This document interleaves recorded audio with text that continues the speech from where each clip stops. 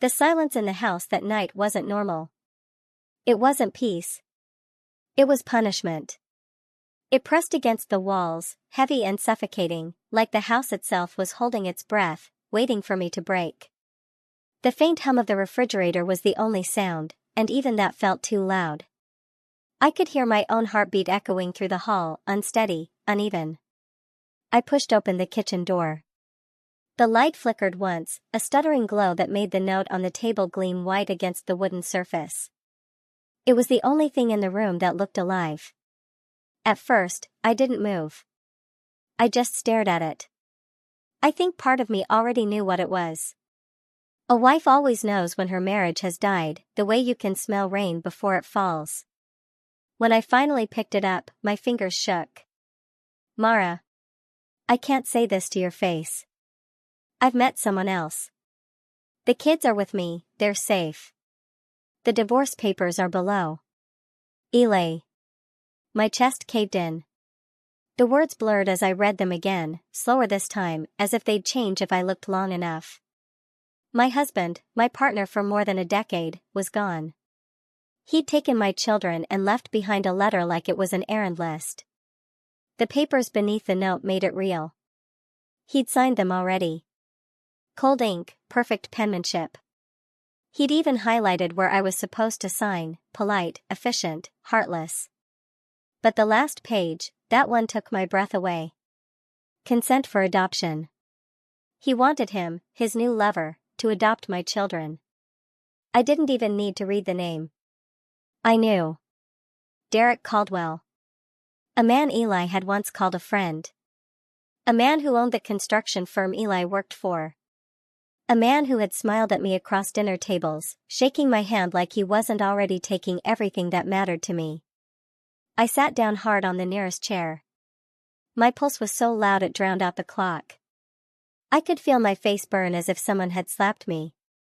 The silence turned from heavy to hostile. The wall seemed to lean in, whispering that I was alone now.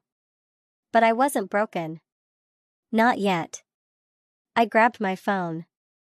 He answered after 3 rings, his voice calm, too calm. Hello? To hell with hello, Eli, I hissed. Where are my children? Mara. Don't you Mara me. You think you can vanish with my kids and leave a note like that? I didn't vanish, he said, his tone steady, like he'd rehearsed it. They're fine. They're with me and Derek. We'll figure things out.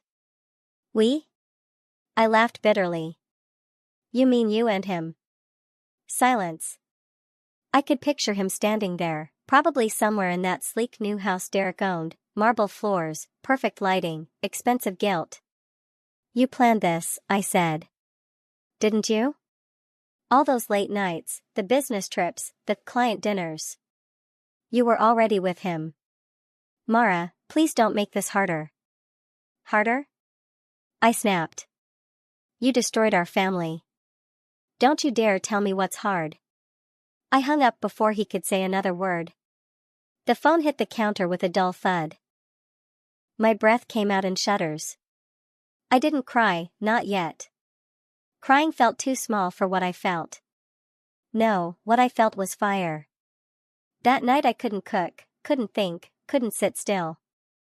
I left the house and drove aimlessly through town.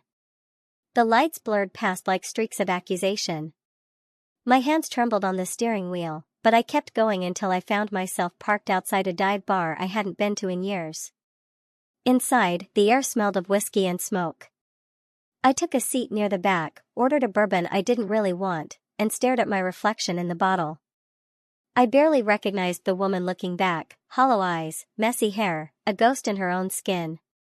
Rough night? A voice asked. I looked up. It was Tessa, an old friend from high school, someone I hadn't seen in ages. She looked surprised, maybe even worried. You look like hell, she said bluntly, sliding onto the stool beside me. Thanks. My husband just left me for someone richer. Damn, she muttered. Who's the lucky guy? Derek Caldwell. Her expression changed instantly. Wait, Caldwell Construction Derek? That's the one. Everyone knows him, she said, lowering her voice. He's charming when he wants something. Dangerous when he doesn't get it. Yeah, I said, taking another drink. Guess I learned that the hard way. Tessa hesitated before asking, "What are you going to do?" I stared into the glass for a long moment. "I don't know yet," I said finally. "But I'm not going to disappear." When I got home, the house felt even emptier than before. But something had changed.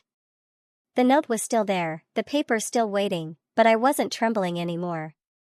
I was thinking. Planning. They thought they could rewrite my life, take my children, and leave me in the ruins. They had no idea who I was without them. The next morning, I woke up on the kitchen floor.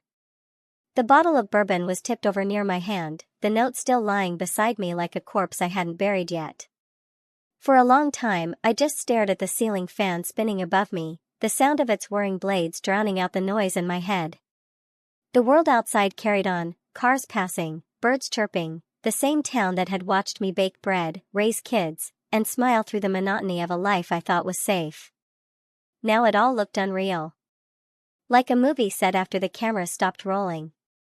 I dragged myself up, poured the remaining bourbon down the sink, and opened the divorce papers again. My name, his name, cold legal text between us.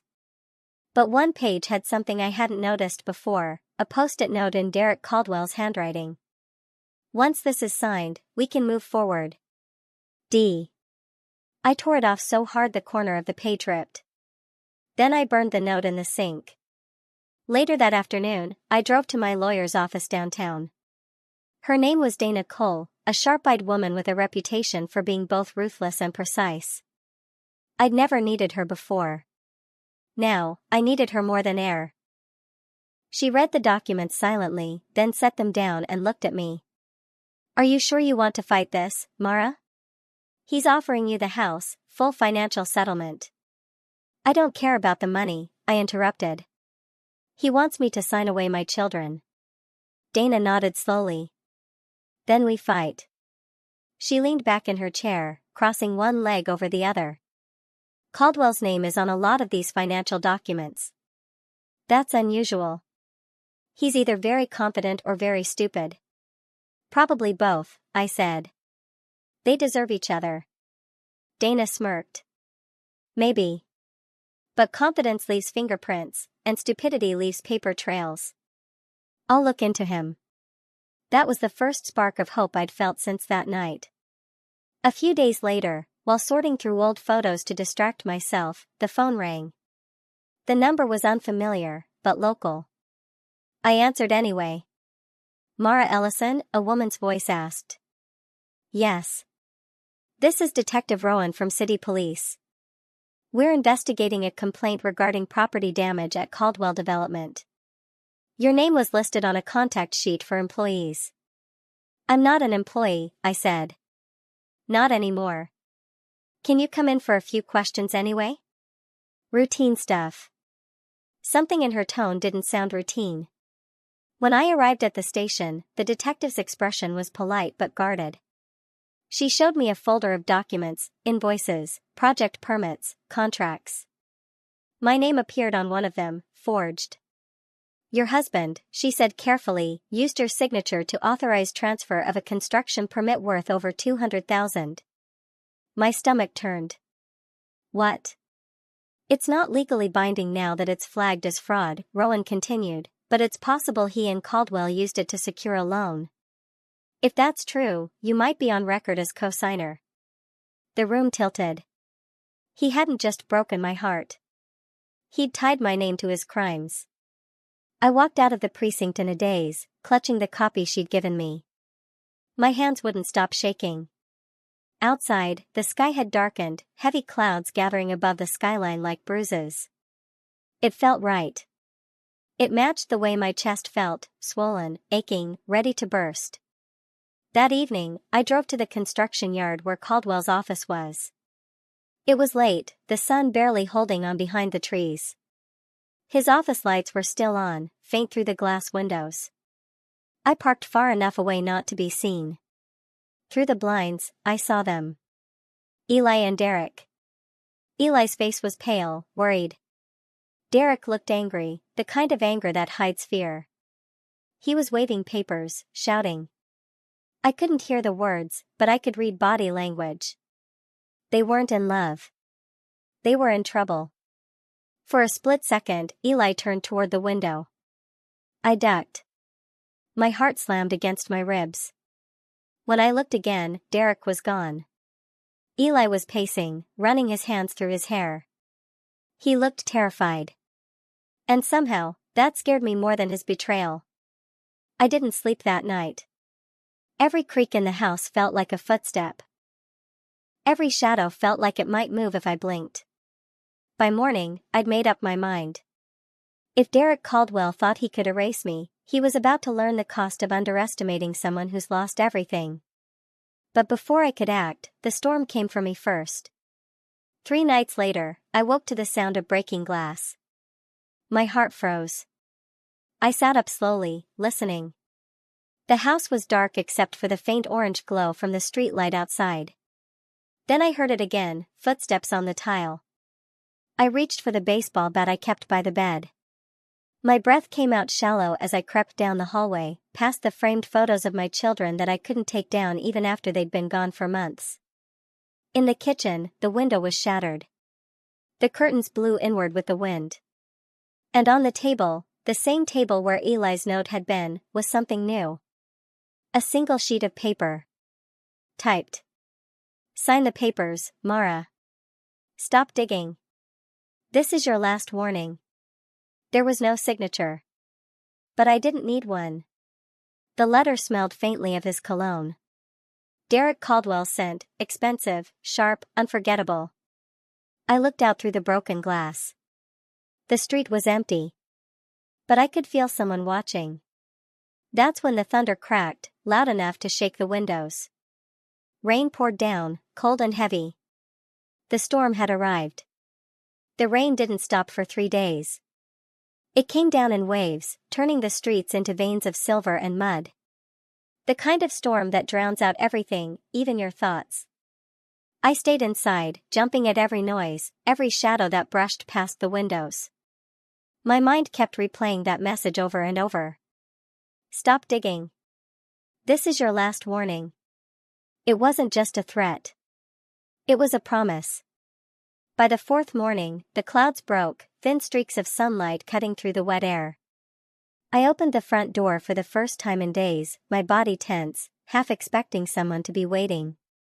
Instead, there was a moving van next door. A woman stood beside it, hair pulled into a messy bun, rain-soaked boxes stacked at her feet. She looked exhausted, the kind of exhaustion that comes from more than just heavy lifting. I watched for a minute before calling out. You moving in or moving out? She jumped a little, then smiled weakly. Moving in, hopefully. Though at this rate, I might drown before I unpack. I walked over. You picked a hell of a week. Tell me about it, she laughed softly, shifting the box in her arms. I'm Nina. Mara. When she looked up at me, I noticed her eyes first, pale gray, tired but kind. Something in them made me feel oddly calm, like the air around her was softer somehow. Let me help, I said, taking the box from her before she could argue. That was the first time in months I'd done something that felt normal, human. We carried boxes, talked about nothing, and laughed about the absurdity of rain on moving day. By sunset, most of her things were inside, and my muscles ached in a way that felt good. Tangible. Real. Thank you, Nina said, brushing damp hair from her face. I owe you dinner. I smiled faintly. You don't owe me anything. But if you make coffee that's stronger than what I've been drinking, I might show up uninvited. Deal. It wasn't a big moment. It wasn't cinematic or loud. But that evening, I felt the faintest flicker of something I hadn't felt in months. Hope. Over the next few weeks, Nina and I found a rhythm. Morning waves across the fence. Evening tea. Casual conversations that somehow always turned deep, about loss, fear, and how people can disappear without dying. One night, after too many glasses of wine, she told me about her husband. His name had been Ben. A soldier.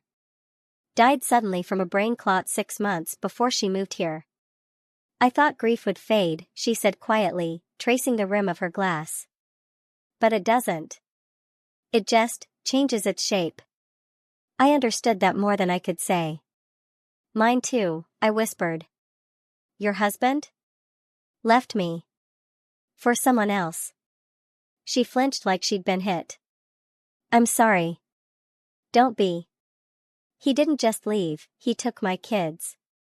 Her hand brushed mine on the table, soft, hesitant, grounding. You'll get them back, she said. People like that always destroy themselves.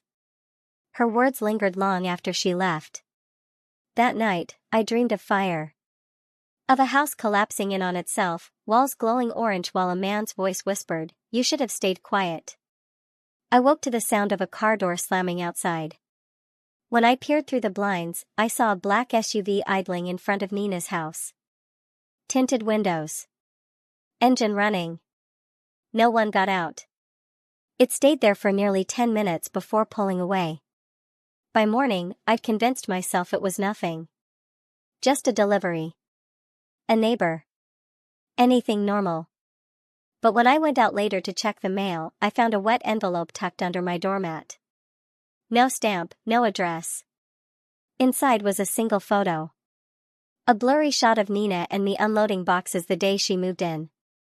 On the back, scrawled in marker. You don't know who she really is. My stomach dropped. I looked up at Nina's house. Curtains drawn. No movement. I should have gone inside. Called someone. Ignored it. But curiosity has always been my fatal flaw. I walked next door and knocked. After a few moments, Nina opened the door. Her smile flickered when she saw my face. Mara? What's wrong?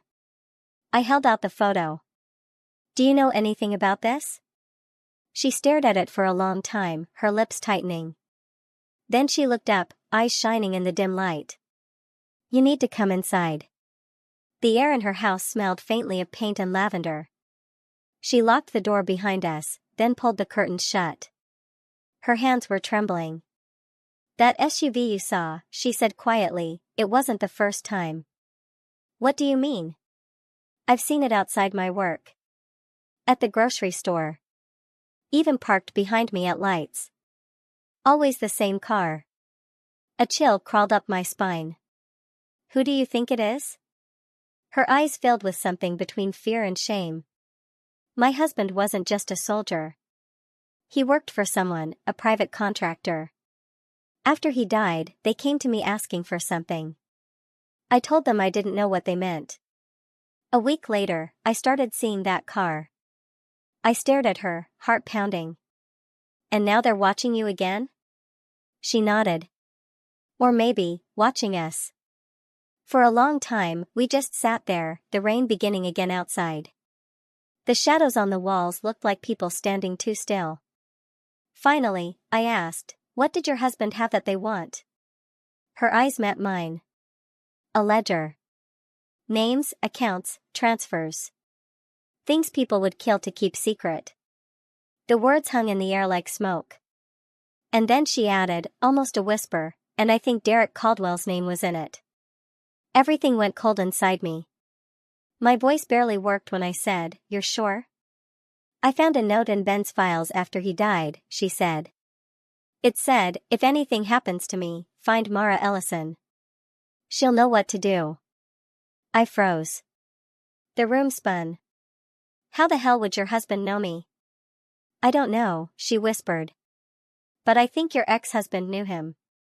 The clock ticked between us. Somewhere outside, thunder rolled again, distant, warning. That was the moment I realized this wasn't just about betrayal anymore. This was about survival. By the time I stepped out of Nina's house that night, my world had tilted again. The rain had stopped, leaving the street slick and glistening beneath the streetlights.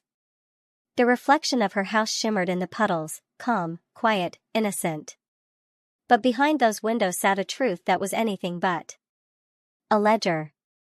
A dead soldier. And a name I thought I'd buried in the ashes of my old life, Derek Caldwell. Sleep was impossible. Every sound outside felt like a warning. At 2 a.m., I found myself sitting by the window, the bat still by my side, staring at the driveway where the SUV had been. My pulse refused to slow. If Ben, Nina's late husband, had been tracking something connected to Derek, that meant Eli hadn't just left me for love. He'd walked straight into a web. And maybe I was the loose end they hadn't tied up. The next morning, I went straight to Dana Cole's office, the lawyer who'd been helping me with the divorce. She looked surprised to see me so early, still in yesterday's clothes. "Mara," she said, setting down her coffee. "You look like you haven't slept." "I haven't. I need you to pull everything you can on Derek Caldwell. Every business, every property, every alias. There's something." She raised a brow. "Slow down. What happened?" I hesitated. How could I even explain it? A secret ledger, shadow cars, a dead soldier who knew my name? It sounded like paranoia. But Dana had always been sharp. So I told her everything, or almost everything. When I mentioned Derek's name in connection with government contracts, she went still. "Jesus," she muttered. "You might be onto something." "What do you mean?" She turned her computer around and showed me a file. Caldwell Development isn't just construction. They're a shell company for a logistics network that's received multiple high-value government payments over the past 3 years. But the trail goes cold after the money's moved. Someone's laundering it. Through his company? Through dozens of companies that don't technically exist. My throat tightened. Eli worked for him. Signed documents. My signature was forged on one. Dana's expression darkened. "Then you're already in the paperwork. If Caldwell goes down, you go with him, unless we can prove coercion or forgery." I sank into the chair. "And if I can't?" "Then you'll need proof. Something that ties all this to him, and clears your name." The ledger. If what Nina said was true, that book might be the only thing that could save me. That evening, I went next door. Nina answered before I could even knock. "You couldn't stop thinking about it either," she said. "No," I admitted. "We need to find that ledger." She bit her lip. "It's not here." I checked everything, boxes, drawers, Ben's laptop. Nothing. Where would he keep something like that? She hesitated. There was a storage unit. Ben used to say it was for tools, but, after he died, I never went. We drove there after dark, headlights slicing through the mist. The storage facility was on the edge of town, surrounded by rusted fences and old trees that looked like they'd been watching secrets for decades. Nina's hand shook as she unlocked the gate. "Unit 46, she whispered. The lock on the door was broken, snapped clean. My stomach twisted. Someone had already been here. Inside, the air was stale with dust and oil. Boxes were scattered across the floor, papers half-burned, a chair knocked over. Whoever had come wasn't looking, they were erasing. Then I saw it, a metal lockbox on the ground, half open. Inside were charred fragments of paper. But one corner of a page had survived. I picked it up gently. Numbers. Bank codes. And at the top, written in smudged ink. Caldwell. 7A transfer confirmed. Funds secured offshore. I looked up at Nina. This was real. Before she could answer, headlights flashed across the wall. A car had pulled up outside. Nina's eyes went wide. They found us. I grabbed her arm and pulled her behind a stack of crates just as the metal door creaked open. 2 men stepped inside, dark coats, flashlights. Not police. Too quiet. Too careful. I pressed a finger to my lips. The beam of a flashlight passed inches from our faces, landing on the open lockbox. One of the men swore under his breath. She got it. Caldwell's gonna lose his mind. They turned, scanning the room again. For a second, I thought they'd found us. Then something outside made them pause, a distant siren. The taller one muttered, "Let's move. We'll check her house next." They left as quietly as they came. The sound of their engine faded into the night. Nina and I stayed frozen until the silence returned. Back at my place, the lights stayed off. I locked every door and closed every curtain. "They know who we are now," I whispered. "You heard him, they'll come here next." Nina sat on the couch, clutching the burnt fragment like it was a lifeline. "Then we have to go public. If the police know." "No," I cut in. "You saw how they forged my name. If this is tied to money laundering or defense contracts, half the department could be on his payroll." She met my eyes. "Then what do we do?" I didn't have an answer yet.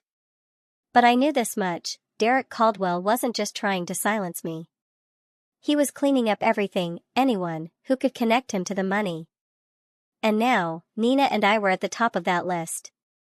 2 days later, I went back to Dana's office to show her the burned fragment. But when I arrived, the door was locked, the blinds drawn.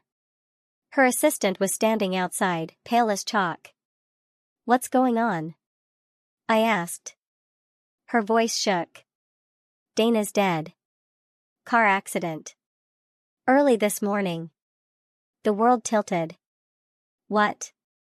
"They said she lost control on the highway. But the police were here earlier asking about you." "About me?" The assistant nodded slowly. "They said your name came up in her files." Something cold slid through my chest. This wasn't coincidence. Dana had found something, and they'd silenced her for it. That night, I packed a bag.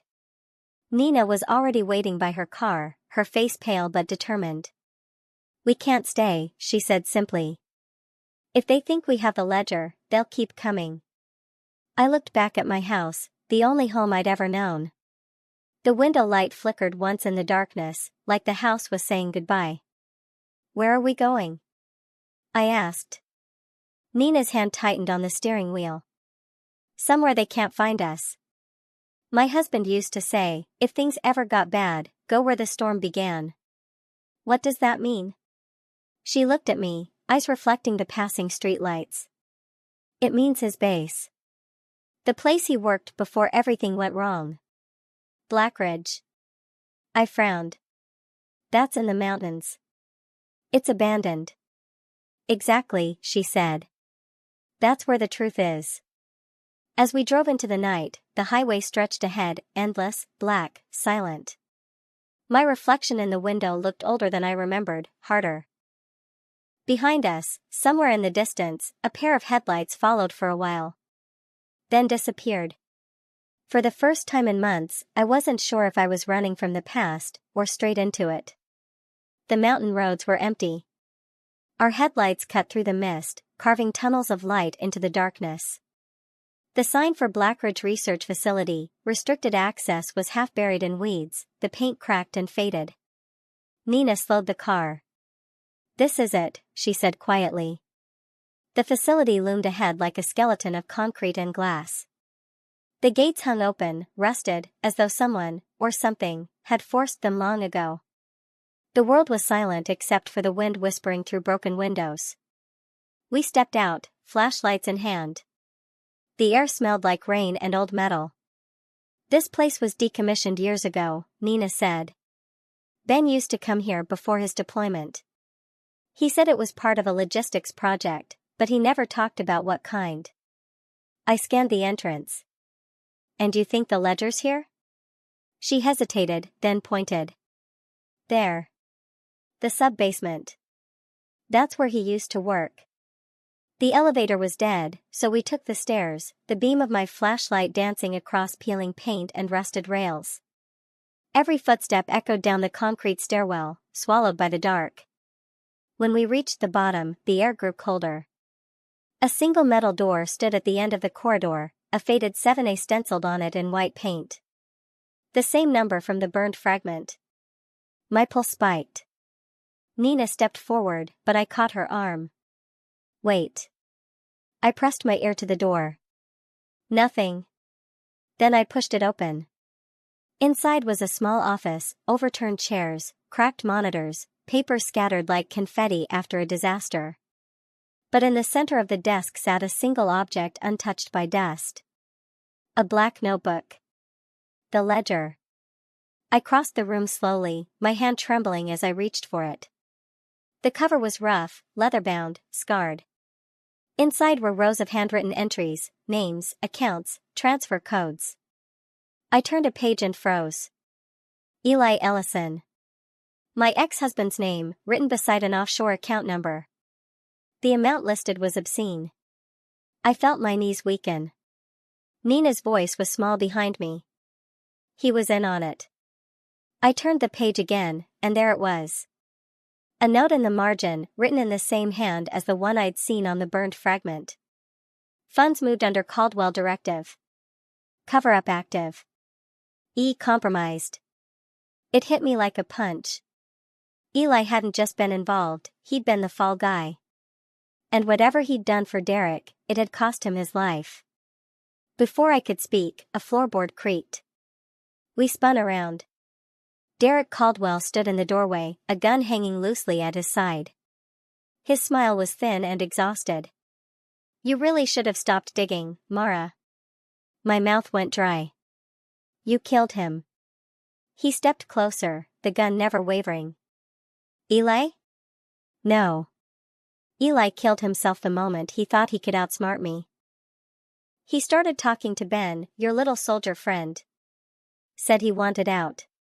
He was going to hand over files, proof of where the money went. Nina's voice trembled. Ben died of a clot. Derek's smile widened. Did he? The air went still. I stepped in front of her. You're not getting this ledger. Oh, I think I am, he said softly. You've seen too much. The police will find this place burned to the ground, your car at the gate, two poor women who couldn't let the past go. My eyes darted around the room. There was no cover, no escape. Just shadows and metal and him. Then Nina's voice cut through the silence, low and fierce. You're forgetting one thing. Derek turned slightly. And what's that? The storm has already started. Before I could ask what she meant, lightning flashed through the shattered window, a brilliant burst that filled the room with white light, and Nina dove for the desk. She grabbed the ledger and threw it toward me. Derek fired. The shot tore through the air, deafening. Nina collapsed against the desk, blood spreading fast across her side. I screamed, ducking behind a cabinet, clutching the book to my chest. My ears rang. The smell of gunpowder mixed with the metallic tang of blood. Derek moved slowly toward me, boots echoing on the concrete. You can't hide, Mara. He reached the desk, stepping over Nina's motionless body.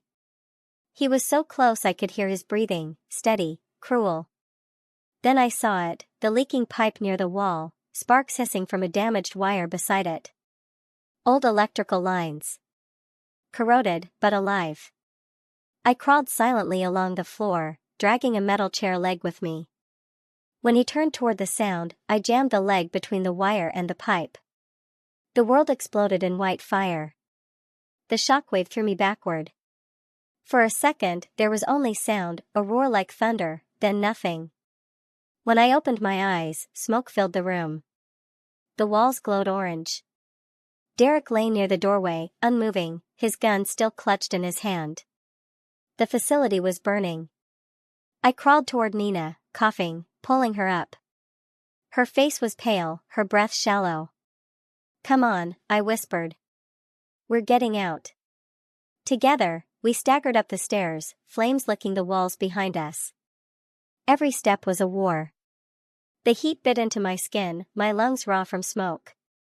But I didn't stop until the cold air hit my face. We collapsed on the gravel outside as the building behind us groaned and caved in on itself, sparks shooting into the storm-dark sky. The fire settled all debts. Days later, I stood by a hospital window, my arm wrapped in bandages. Nina was alive, barely, recovering down the hall. The police had ruled the explosion an accident, though I knew better. The ledger was gone, burned with the building. But before the flames reached it, I'd torn out one page, the one with Eli's name. It sat folded in my hand, edges blackened, ink still visible. That page was enough. Enough to clear my name. Enough to prove Eli hadn't been a monster, just a man trapped by one. I looked out over the sunrise breaking through the fog, golden and new. For the first time in years, the silence didn't scare me. It felt earned. I thought of Derek's words, of Eli's final note, of every lie that had brought me here. And I whispered to no one. Maybe you were right, Eli. The fire settles all debts. 6 months later. Nina and I opened a bakery in a quiet coastal town, far from the noise of the city. People came for the bread, stayed for the warmth. Some nights, when the wind howled and the sea hissed against the rocks, I'd think of the flames rising behind us that night, how something had ended and something else had begun. I'd lost everything once. Now, I was free. And in the ashes, I'd found something Derek Caldwell would never understand. Peace. If you love stories like this, show your love by clicking the subscribe button, like, share and comment. Also let's know where you are watching from. Thank you and see you in the next